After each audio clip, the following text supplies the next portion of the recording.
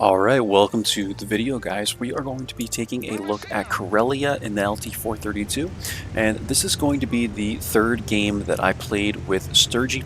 I will, again, if you didn't catch the last two videos, I will link his channel in the description so you can check it out. His Twitch channel.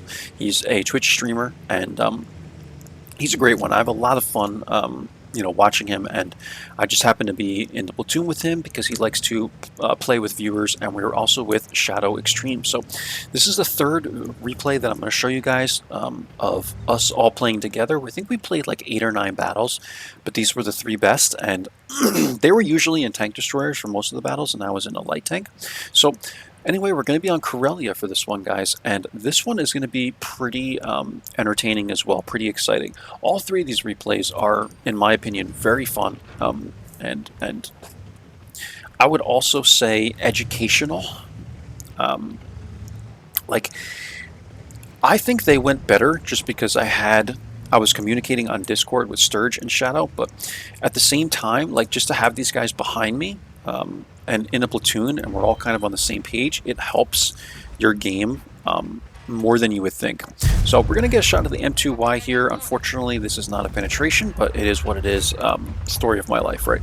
But we're trying to spot here. Sturge is in this area, and at this point, like, after I spot the M2Y, I'm thinking, he was telling me, like, spot mid, and I'm like, yeah, I'm about to go do that. Because they have the hill, so you don't want to go crazy with this, but I also want to try and challenge the LHM TV, because this guy looks like a pretty good player. Smiling Jack. He looks like a pretty good player. I don't want him getting up into here and lighting like Shadow and stuff. So I'm going to come into this bush and just make sure that he's not like coming up too aggressively yet, and challenge him. You need to challenge enemy light tanks in pretty much every situation, I think, but there's specific situations like this one where it really needs to be the case. So he comes out a little too far here. He gets spotted on the far end, and now I'm going to kind of start to move towards this guy because I want to challenge him. Like I said, I don't want this guy getting any further because otherwise Shadow is lit, and yeah, it even puts like the Artie in harm's way here because he's not really behind. Actually, it's possible that the LHM TV could have even spotted him here. If it wasn't for this tree, maybe? Can you guys see this tree over here? Maybe the vision was blocked, but I think he has the range to spot even the Artie from where he was. It's very, very close. If you look at my bubble here, he was a little further this way. So we'll take a look at that when I go, because I do press this guy. But yeah, he ends up coming up right here, and I put an HE shell into him, and I can stay safe here pretty much because I know that we've won this area. So this is something you have to be aware of at all times, where you're safe on the map. I know that my guys just took this entire area, so I'm safe to make this play. I would not be safe to make this play if there were still enemies over in this area. Like if someone was sitting in behind this rock, I would have to be like really close to this in order to be safe. But again, this might be obvious to some people, but I like to explain this fully for you guys. Look on the map over here, like if you're going to make this play, and do this for all open maps. You know, take a look before you make a play. If you need to sit back for 5 seconds and go, all right, if I'm going to rush the LHM, then I could get hit from over here. But all these guys are here, so I'm safe, so let me go. And do this, guys. Do this on open maps. It'll help you to learn the maps better and learn where you're safe and stuff. I highly encourage you to just always be looking at the mini-map, man. Like, this is why Skill for LTU nicknames this the maxi map, because you want to have it, like, all the way up like this. I'm in 1440p, so it doesn't go huge like the people that play on 1080. But I always have this as big as I can get it, and I'm always looking at the map. I would say 50% of the time, I'm looking at the map, not even on the main screen when I play. So just something else to note, guys. But we're going to go after this LHM eventually. I decided to push him. TVP is on the hill, and this is another thing. Like, you have to know where you're safe, guys. I know that I am not safe to be running after this guy when I'm currently lit, and the LHM kind of still had me lit there. So this entire area, the hill, is taken by the enemy team. You can see that. So it's another thing to note. Like, you don't want to go out here and in the middle of the open and get spotted. If we had the hill, then I can maybe make that work. So I take one blind shot at this guy. It's not a hit, and I'm not able to spot him. Once the Pershing kind of sits here for a while, I'm like, all right, I'm just going to go for this guy, because the Pershing starts to move up a little bit, and he's dancing around doing the same thing I am. I'm like, all right, it's just time to go for this guy, because I know he's still here. I would have lit him if he came back. So I come running up like this, and I smack an HE shell into the side of this guy's turret. TVP hits me there, and I'm backing up trying to get away from him. Sturge is able to get a shot into him. Someone else I think the Pershing ends up cleaning him up, and that's a GG, man. Now this enemy light tank is eliminated, and we're more free to move around the map because there's less view range in this area, right? So now I can come up with the Pershing, and I can kind of try and poke up here and see if I can light things, but it's risky, right? Because we still don't have the one-line one. So again, I'm going to go back to my point I just made over here. Know where you are safe, guys. We are not going to be safe to make this play entirely because there's still people here that might be able to get shots, right? They still have, like, up to this area. You know, we're not sure about this. I would say from, like, the G line or so, we don't know. And the G line is right here. So if there's still someone sitting in this area, then that's easy shots, right, that they have on the Pershing and stuff, which I think actually does happen. The Pershing comes up, and he's trying to press this hill, and he doesn't look to see if he's safe over here.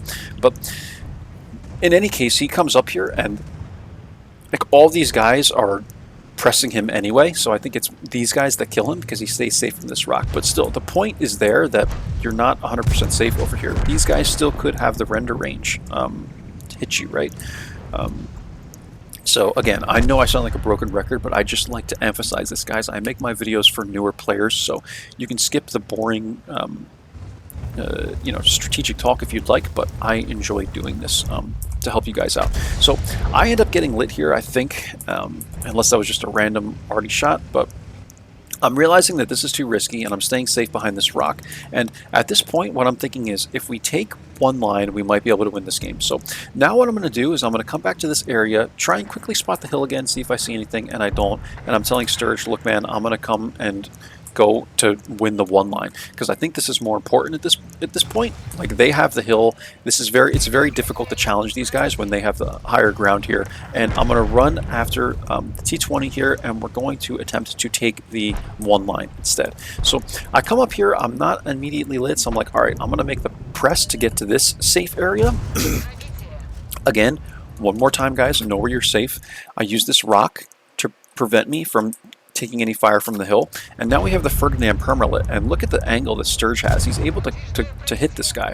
SU-152 also gets spotted back there, ISU-152, and I'm kind of just trying to bait this Ferdinand, right, into trying to either press me or trying to pull back and get safe, where in reality Sturge has the shots, right? So Sturge is taking like these pixel shots, and I can hear him taking these shots, and he's like, oh, come on, gun. He's hilarious, man. Like, he's pretty loud, but as I said in the previous video, we all need different, you know, personalities, right? Like, it makes streaming fun when there's a bunch of different personalities that you can watch. If everyone was the same, it would be pretty boring, right? So he's trying to take these shots. Eventually, I'm able to come up, and I would have got a shot into this guy's lower plate after he fired, but Sturge is able to get the cleanup shot, and now we just have to watch out for the ISU. Like, this is a very dangerous play for me to make, but I felt at this point it was the right play. So I come up here, I spot the ISU, and he puts that shell into my track, and this was very, very lucky. So I'm now trying to clean this guy up before he has time to reload, and then the other ISU and STRV-81 are here. I did not expect this, but it is the case. We bounced 2 ISUs, which is very, very lucky. We should be dead here, but even if we were, I feel like we still probably would have won this game. You know, I just think it's the case because of the way we put pressure on this side of the map, and now these 2 guys are here, so we know that only these 2 are here, and I feel like they're just too spread out at this point. And anyway, we're able to clean up the ISU, and now we're here with the STRV-81 and the ISU. And we're just going to kind of wait this out. I'm going to poke one more time. We're able to clean up the STRV-81 there, and I'm just kind of dancing around with this ISU. I'm waiting for him to fire or look elsewhere, and you know, this is pretty easy in a mobile tank when you're able to like do this peekaboom stuff. So I'm going to come out. TVP ends up here at the corner now, and these guys just, every advantage they had on the hill, they lost because they all, you know, left the hill when it might have honestly been better for them to maybe at least put one person here or something like that, so that if anybody got spotted towards the end here, they would still have shots. But in any case, guys, this is going to be the game. We're able to clean up the Panther there and get one more shot into the TVP, but it bounces, hits the track, and this guy ends up dying. So we did 1950 damage, 3794 spotting. What a crazy game that this was. And we'll take a look at the end plates now. I'm going to keep this open because I want to do a snapshot for the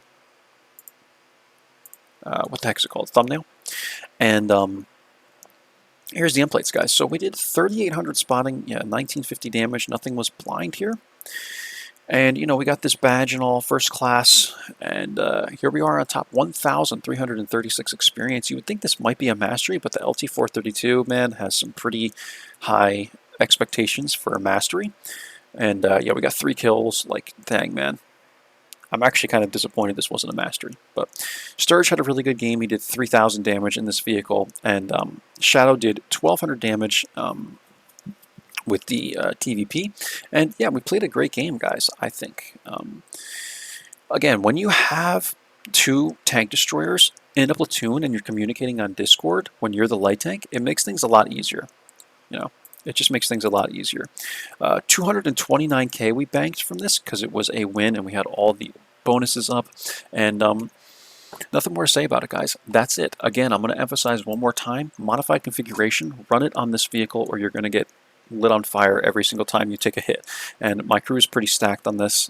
I showed this in the first video, but I know there's probably there's a lot of viewers that come by for only like one video. Like they'll see it recommended and they won't subscribe, whatever. This is the case. I can see it on my traffic, right? Like you have like you can see traffic sources on your videos, and I would say like 2/3, maybe even 3/4 of the people on most of my videos, the views anyway, are from people that aren't subscribed or they're, you know, brand new to the channel, right?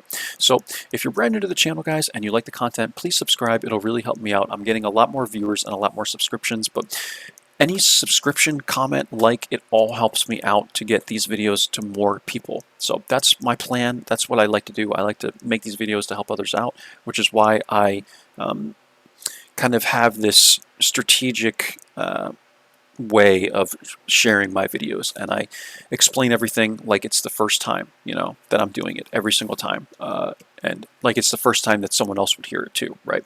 Because my audience, I mean, I would like to target people that maybe aren't quite as good at the game or newer to the game. So that's it, guys. Hope you enjoyed this one. Again, I will drop a link to Sturgy's channel down below. You can check it out, and that's it, guys. So catch you for the next one. Take care. Bye-bye now.